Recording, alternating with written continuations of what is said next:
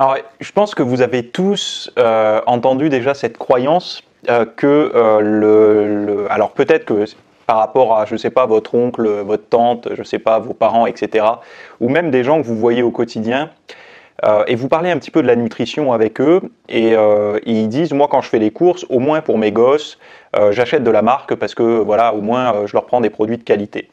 Et en fait, ça, je pense que c'est une grosse croyance qu'ont beaucoup de personnes, et je pense que l'industrie a vraiment fait en sorte d'aller dans ce sens-là, que dans la tête des gens, un produit de marque, donc une marque connue, est gage de qualité. Alors c'était peut-être un petit peu plus vrai dans les années 90. Aujourd'hui, avec le mouvement nutrition saine, etc., il commence à y avoir des gens qui sont un petit peu plus éclairés, on va dire. Mais ça, je tiens à préciser une chose, c'est que on a tendance, alors vous qui regardez cette vidéo, vous êtes certainement, comme moi, un petit peu concerné par ça, par la nutrition et tout, donc vous vous y intéressez. On a tendance à croire que ce que l'on sait, nous, plus ou moins aujourd'hui, tout le monde le sait, ce qui est faux. Il y a encore beaucoup de personnes qui pensent comme dans les années 90, c'est-à-dire qu'acheter un produit de marque est mieux qu'un produit bas de gamme.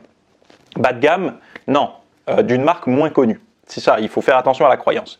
Et en fait, ce qui se passe, c'est que ça a été démontré qu'il y a certains produits, notamment par exemple des gâteaux, des choses comme ça, donc je ne recommande pas de manger des gâteaux évidemment, mais il y a moins dans certaines, pas tous, hein, je ne fais pas une généralité, attention, mais ça a été montré que dans des produits de grandes marques, il y avait plus de produits nocifs, alors pour que le goût soit meilleur, pour que la texture soit meilleure, etc., qu'un produit d'une sous-marque qui n'avait pas le même budget, donc du coup qui avait moins d'exhausteurs de goût, de choses comme ça pour les textures, donc un produit je ne vais pas dire moins transformé, mais enfin si, en fait, avec moins d'ingrédients sur sa liste.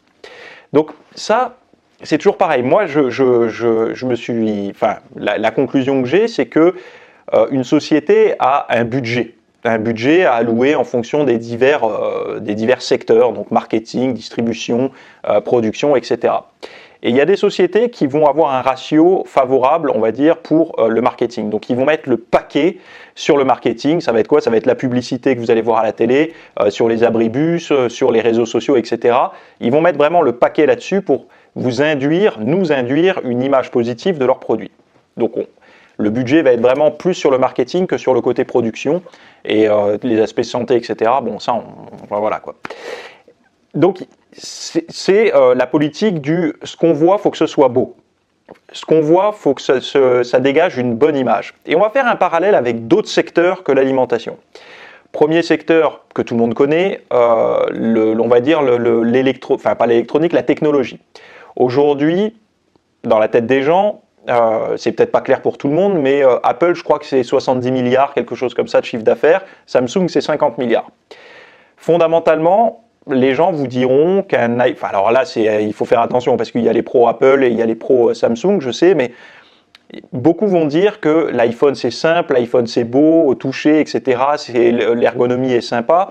En fait, tout ce qui est de surface, c'est-à-dire toute l'expérience utilisateur, etc., est agréable par rapport à un Samsung qui va être peut-être un tout petit peu plus complexe, mais qui aura peut-être plus de fonctionnalités. Et si on regarde dans les faits, vous savez, les fiches spec, on voit que souvent, les seconds, on va dire, dans l'informatique, dans l'électronique et tout ça, ils ont des fiches spec, donc des appareils photo plus puissants, plus de mémoire, la possibilité de mettre des extensions, etc. Donc tout ce qui ne se voit pas au premier coup d'œil, en fait, tout ce qui ne va pas briller, tout ce qui ne va pas sauter au visage, souvent c'est mieux chez ceux qui génèrent moins de profit. Et ceux qui génèrent beaucoup de profit, c'est vraiment l'appel du désir, quoi. En fait, il faut que ça soit beau, il faut que ça donne envie, etc. Je vais faire un autre parallèle avec l'industrie automobile. Ceux qui suivent un petit peu l'automobile, moi vous savez que j'aime beaucoup ça, vous avez peut-être remarqué que ces dernières années, il y a des problèmes de budget. C'est-à-dire que évidemment, les voitures sont de plus en plus belles, entre guillemets, donc c'est pas belle dans le sens esthétiquement, mais on va dire qu'il y a de plus en plus de technologies embarquées, etc., etc. Donc du coup, il faut fournir aux clients, parce que les clients demandent cette technologie, mais ils ont toujours plus ou moins le même pouvoir d'achat, donc il faut rester dans des budgets plus ou moins serrés. Donc il va y avoir des économies qui sont faites. Et ces économies-là, beaucoup de personnes vont se dire, quand ils vont voir un nouveau véhicule dans un salon ou autre, ils vont dire tel véhicule, ils ont mis l'argent au bon endroit parce que il y a le super écran tactile, il y a la belle gueule avec les phares à LED, etc. Donc ils vont dire ils ont mis l'argent, on voit pas trop où ils ont fait des économies. Et ben moi j'ai envie de vous dire que je préfère un véhicule qui justement n'a pas les dernières technologies parce que je me dis que l'argent qu'ils ont mis, ils vont le mettre dans des choses qui sont moins visibles. Peut-être la fiabilité du moteur, la fiabilité du châssis, la liaison au sol, pardon, des choses comme ça. Et c'est toujours pareil. J'ai beau dire ça aujourd'hui, beaucoup de personnes se tournent vers l'image du produit. L'image qu'elle dégage, l'image qu'on va dégager en obtenant ce produit, en le montrant aux autres, etc. Et je pense qu'il y a beaucoup de croyances par rapport à ça, qui est que l'esthétique, la qualité perçue, on va dire, donne vraiment gage de qualité. Donc ça marche pour la nutrition, ça marche dans le domaine, comme je disais, un petit peu de la technologie. Dans le monde automobile, on peut faire le parallèle avec plein de choses, on peut faire aussi avec les vêtements. C'est pas les plus grandes marques qui ont les meilleurs tissus, c'est pas... voilà, et toutes ces choses-là, déjà, ça engage de faire une petite réflexion personnelle et donc forcément, comme dans tous les domaines, des recherches. Pour moi, c'est la seule solution, faire des recherches pour pouvoir devenir plus compétent et savoir finalement ce qu'on consomme au quotidien. Je refais un autre parallèle avec la nutrition. La nutrition, le monde du complément alimentaire. Le monde du complément alimentaire, je pense que c'est un des domaines dans l'alimentation qui est le plus sujet à ce côté je mets beaucoup de budget dans le marketing ou beaucoup de budget dans la qualité. Sans citer de marque, ceux qui me suivent savent qu'il y a une marque notamment qui mise très peu sur le marketing et pourtant a les produits, on va dire, d'une qualité, on va dire, vraiment haut de gamme. À l'inverse, les produits que vous voyez le plus souvent sur les publicités des réseaux sociaux, bon, peut-être les magazines maintenant c'est un peu mort, mais je veux dire dans tout ce qui va être sur les publicités connectées, je ne sais pas comment expliquer ça, mais sur Internet, c'est rarement ce genre de produits-là très haut de gamme. C'est souvent des produits génériques. Voilà, je ne vais pas dire bas de gamme, mais génériques, c'est-à-dire qu'ils vont prendre des matières premières moins chères, etc. Tout simplement parce qu'ils mettent le budget comme les bagnoles, là où ça se voit, comme la technologie, là où ça se voit, etc. Et donc, c'est quoi? C'est le packaging, ça va être également la texture, ça va être le goût. Des choses qui sont perceptibles directement. Alors que d'autres vont plutôt privilégier la qualité, mais la qualité du produit en tant que tel, et donc du coup l'emballage va être moins séduisant, la texture va être moins agréable, le goût va peut-être être un petit peu moins fun.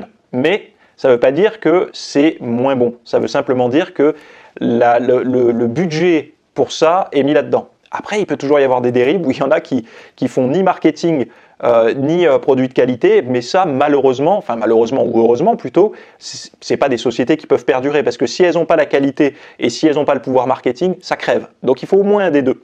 Après, à savoir quelle branche a choisi le dirigeant de la société. Est-ce qu'on privilégie la qualité et donc du coup on se heurte un petit peu à la concurrence au niveau pub, on va être défavorisé, mais par contre on va plus se baser sur le bouche à oreille, sur les retours clients sur le long terme pour dire qu'ils n'ont pas eu de problème de santé, qu'ils ont plutôt des bons résultats, qu'ils n'ont pas de problème de digestion, etc. Pareil pour les véhicules, que le bouche à oreille va faire que c'est des véhicules fiables, par contre c'est pas très sexy mais c'est très fiable sur le long terme, etc. Et donc du coup, voilà, on peut avoir ce genre de choses en tête et se dire que pour la nutrition, il faut sortir cette croyance-là de la tête que la marque égale gage de qualité. Bon, c'est une petite introduction que je fais à la vidéo qui va suivre. Donc la vidéo, si vous voulez la voir, la vidéo complète, elle est en description. Donc c'est manger sainement sans être milliardaire. Donc il y a, bon, j'ai bien bossé, il y a plusieurs pages recto verso avec la liste des aliments les plus contaminés, les moins contaminés, etc. Pour les personnes justement qui ont un petit budget. Mais j'ai également fait, alors que je me trompe pas, c'est les 9 étapes pour passer à l'action sans se ruiner. Donc on va parler de tout, des poissons, des viandes, de des acides gras, de toutes ces choses-là. Si vous n'avez pas un budget, on va dire entre guillemets, ou aisé ou illimité pour vous acheter de la bouffe, si vous êtes contraint de vous dire parce que je gagne pas 3000 € par mois, je suis obligé de manger de la merde. Non, moi je suis pas d'accord et je vais vous montrer qu'on peut faire les choses correctement. Il y a des petits tutos également, des petites astuces de cuisine, des petites techniques et plus après des listes de choses à faire pour justement mieux manger sans se ruiner, mais toujours dans l'objectif, on va dire, de pas s'abîmer la santé, mais surtout de progresser en termes physiques si vous faites de la musculation, du fitness, d'être plus sec, d'être plus fort, d'être plus tout ça. Voilà, bref. Je m'arrête ici pour cette introduction. Si ça vous intéresse de voir cette vidéo, vous avez le lien en description. Et pour les autres, ça continue d'une traite. Si vous regardez déjà la formation sur le site, auquel cas j'inclus finalement cette intro à la vidéo longue. Donc du coup, ça continuera d'une traite. Sinon, vous avez le bouton ou le lien directement sous cette vidéo. C'est parti!